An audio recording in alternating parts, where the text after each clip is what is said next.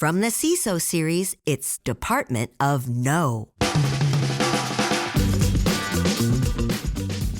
This is Rich Stroffolino with the Department of No. John Attell Johnson, the CEO and founder at Nemertes. I got to ask, what is your priority this week?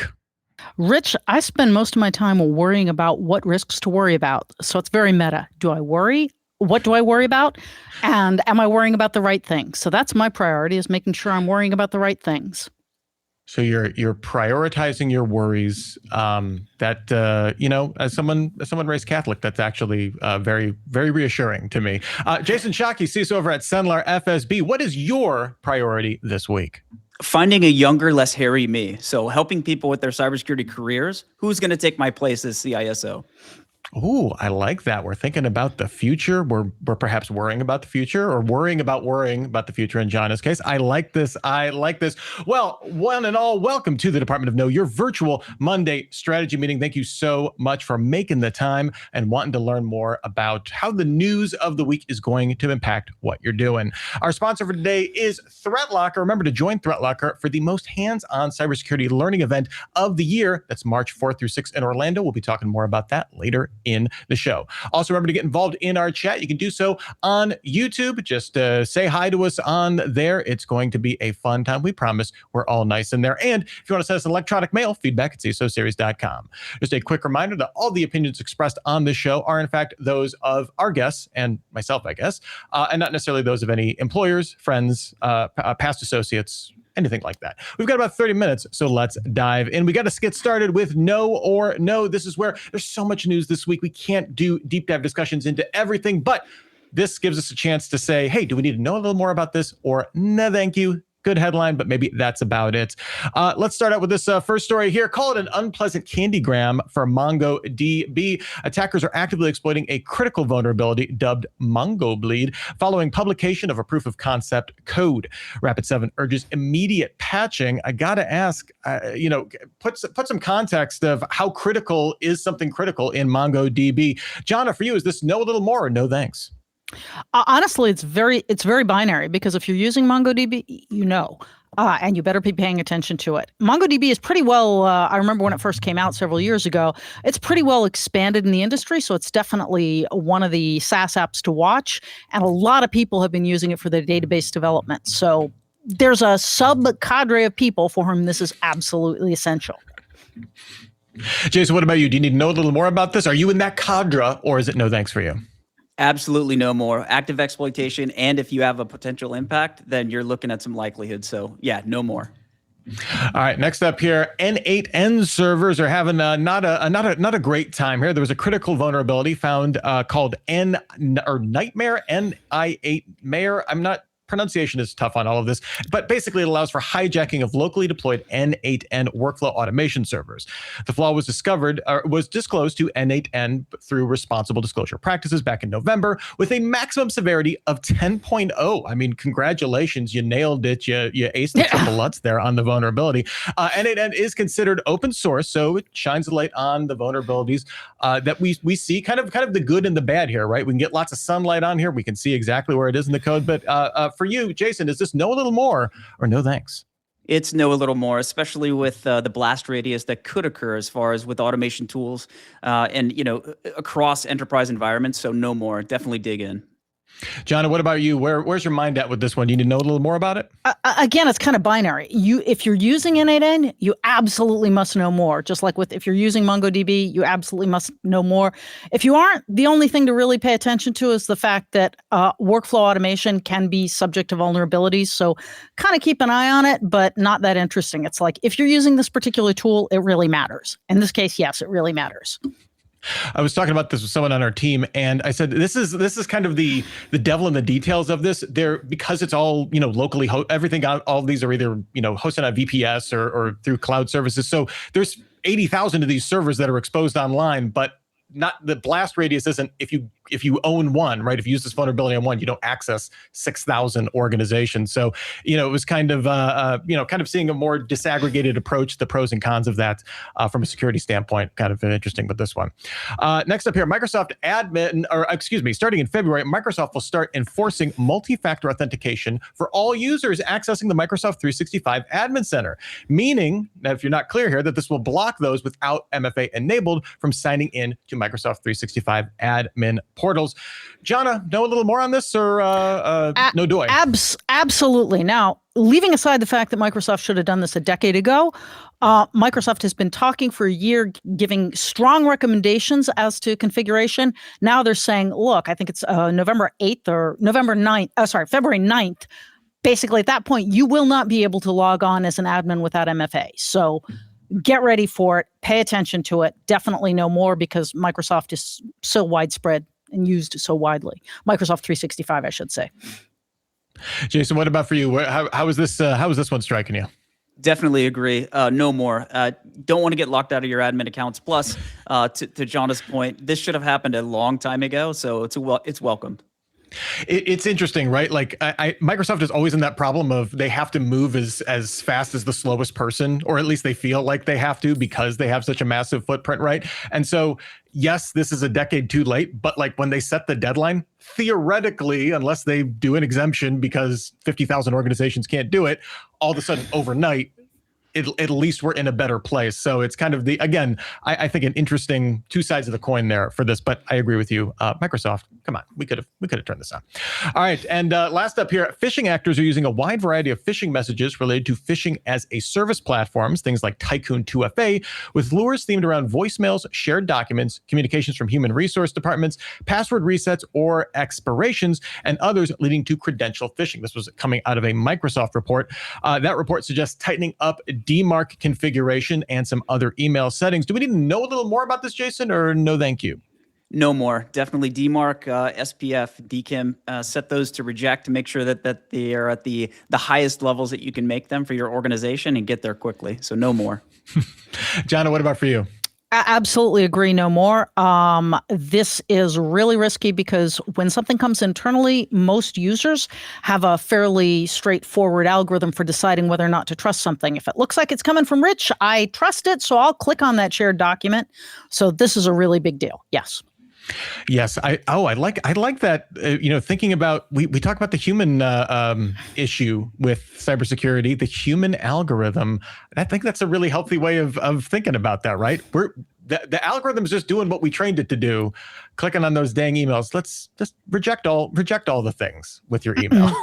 Come on. All right, before we move on to our deeper dive discussion, we got some meaty topics to get into. We have to spend a few moments and thank our sponsor for today, and that, of course, is ThreatLocker. Want real zero trust training? Zero Trust World 2026 delivers hands-on labs and workshops that show CISOs exactly how to implement and maintain zero trust in real environments. Join them on March 4th through 6th in Orlando. Plus, there is a live CISO Series podcast episode on March 6th. Get $200 off with the code ZTWCISO26 at ZTW.com. That's ZTW.com for those of you not in the US. All right, next up here, let's dive into the discussion here. First up, Brightspeed is investigating an old breach.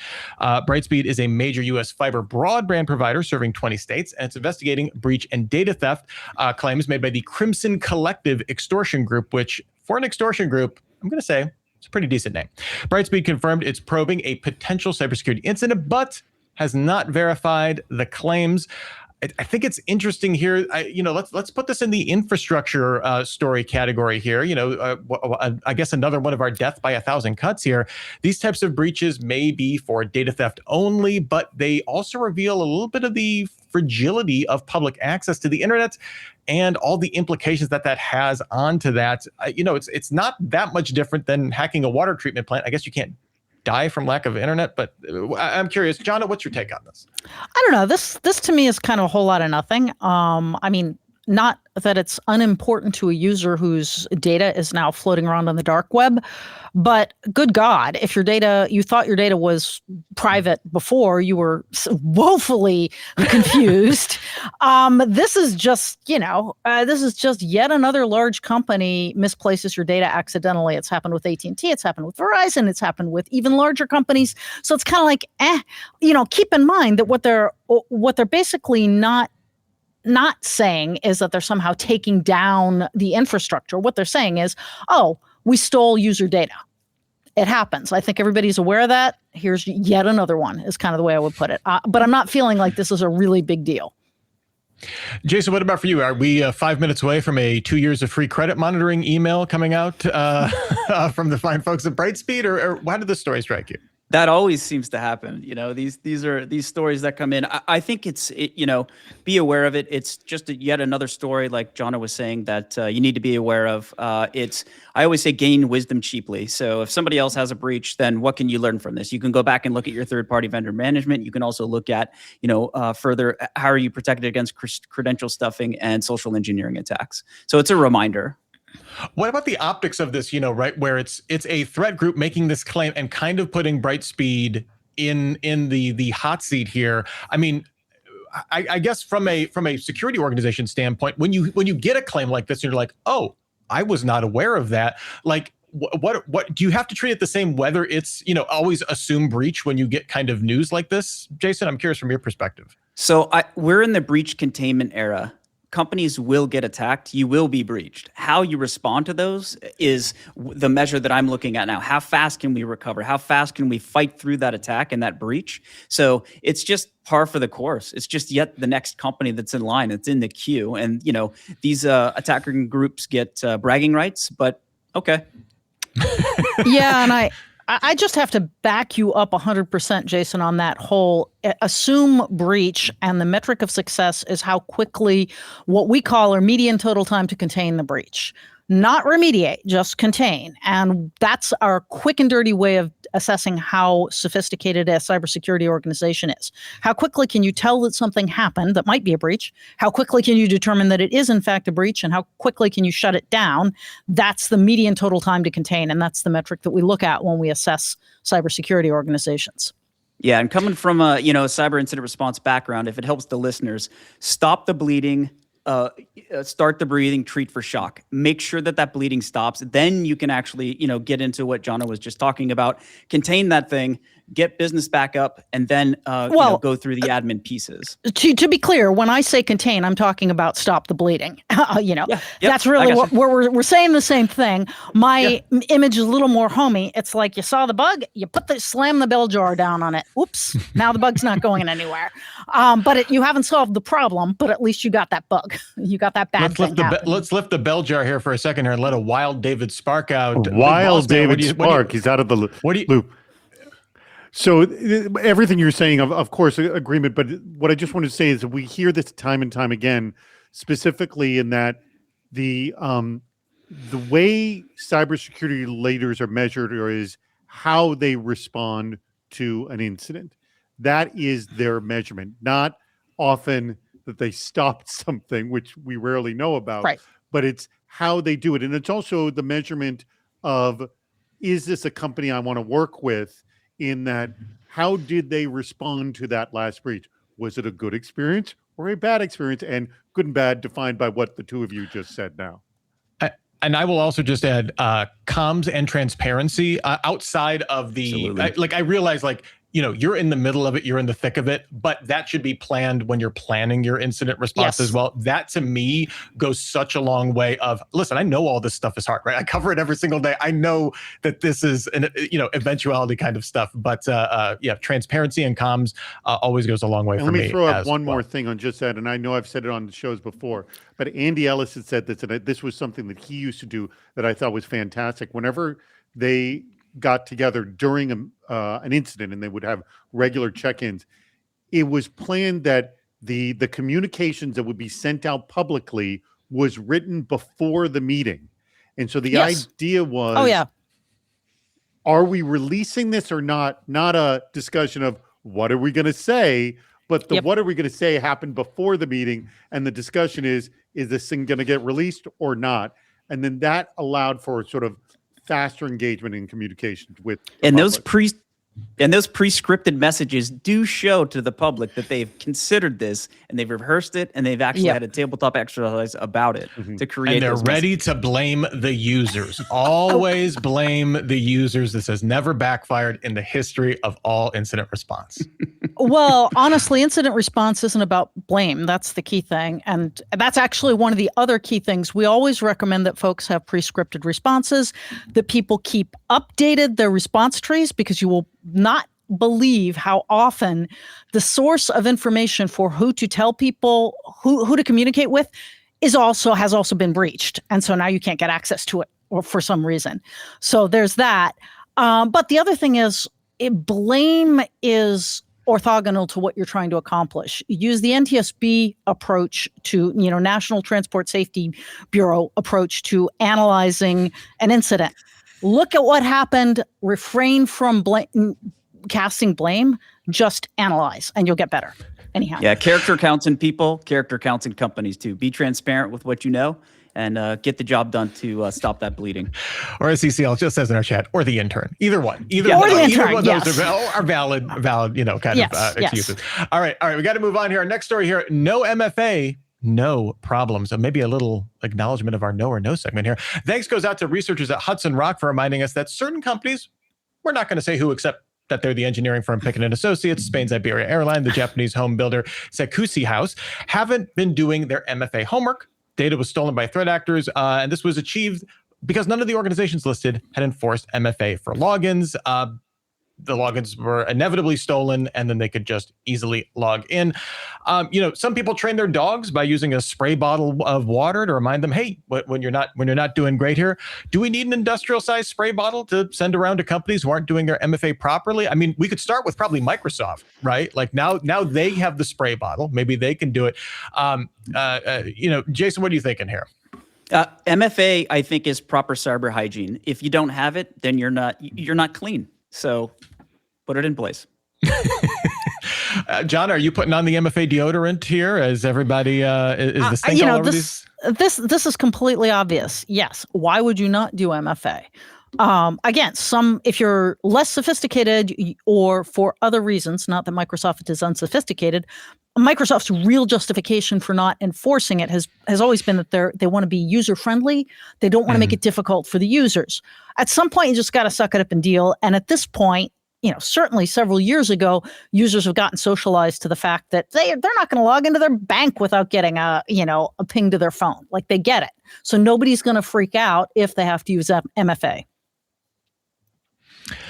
All right, here. And it wouldn't be an episode of Department of No if we didn't at least talk about something LLM or AI related here. So prompt injection problems keep needling us all, keeping us up at night, et cetera, et cetera. Researchers at Radware say they identified several vulnerabilities in OpenAI's ChatGPT service that allowed the exfiltration of personal information. This current issue surrounds an indirect prompt injection attack called Shadow Leak that, in short, allows malicious instructions in a Gmail message, for example, to get ChatGPT to transmit a password without any intervention from the agent's human user. In the meantime, there's a new CVE numbered vulnerability in the Terminal Controller MCP, that's Model Context Protocol Server. In version 0.1.7, the execute command function allows attackers to execute arbitrary commands through a crafted input.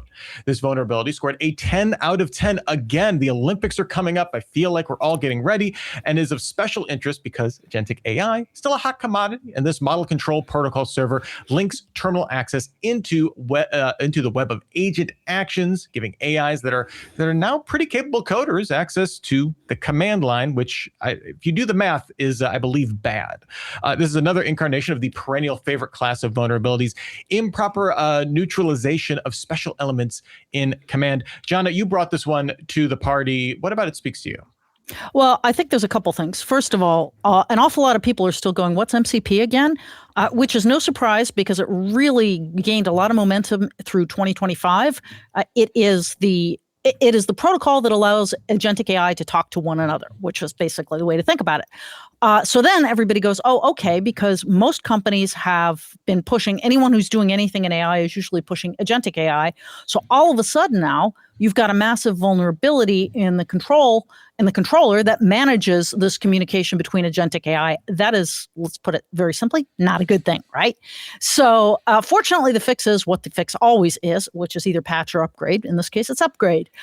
But being aware that you are introducing brand new risks, you asked what I worried about. One of the things I worry about is the fact that people don't worry enough about the risks that AI is bringing to them, because there's a broad spectrum of risks that are associated with AI, not necessarily the obvious ones.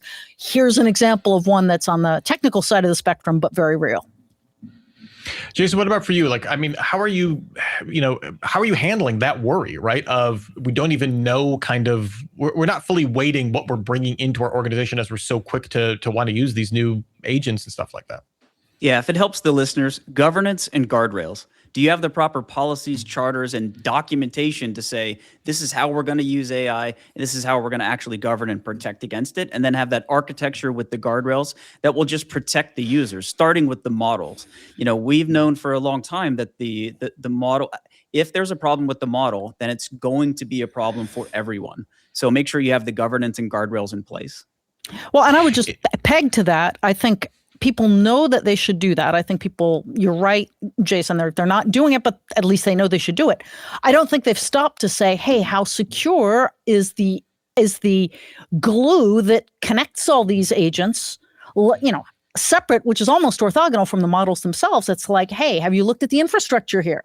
Because you don't need to just secure the models, you also need to secure the infrastructure across which the models are communicating, which is probably not something people thought about.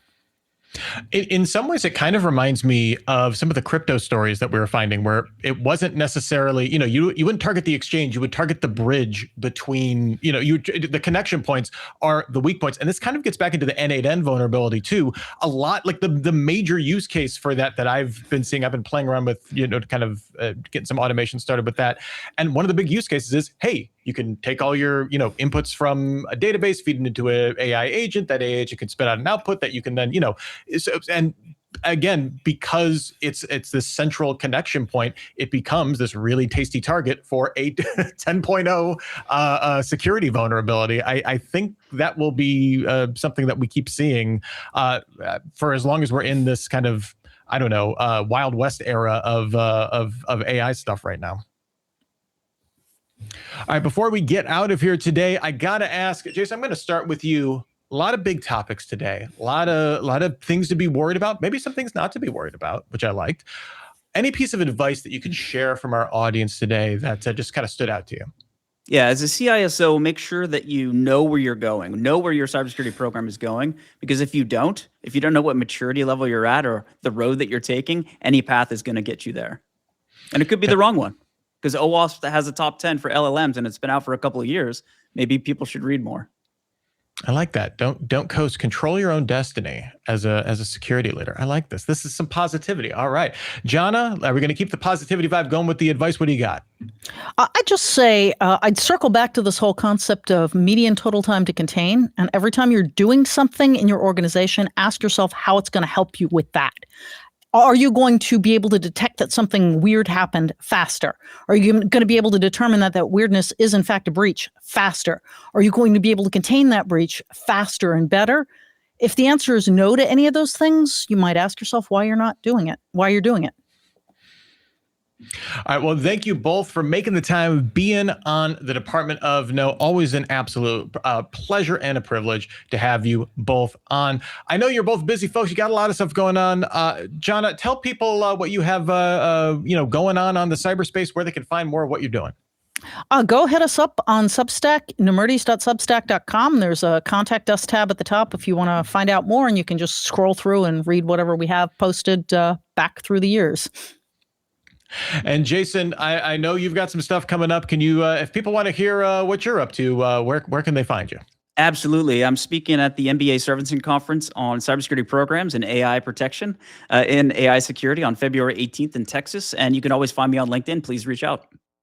Fantastic. We will have links to all of that goodness, LinkedIn, Substack, speaking engagements, all of that good stuff in our show notes. So make sure you check that out at CISOseries.com. A huge thank you to our sponsor for today, ThreatLocker. Remember to join ThreatLocker for their most hands-on cybersecurity learning event of the year. That's March 4th through 6th in Orlando. You can find more details in the show notes as well. And remember to send us feedback. Feedback at CISOseries.com is the electronic mail address. Remember to join us next Monday, 4 p.m. Eastern for another edition of the Department of No. To register for the show, head on over to CISOseries.com and click on the events tab. You'll find all the information there. Remember, you can subscribe to our events calendar as well. If you haven't already done that, everything will already be in your calendar. You will never miss a live event. Anything that we have going on in your area, we have live shows all the time, so that is always fun. A big thank you to the big boss man, David Spark, for popping in the show. And as always, a huge thank you to our glorious producer, Steve, for making the show as smooth and as glorious as it possibly can be. Thank you so much for joining your Monday stand-up. Have a great week. And for all of us here at the CISO Series, here's wishing you and yours to have a super sparkly day. Cybersecurity headlines are available every weekday. Head to CISOseries.com for the full stories behind the headlines.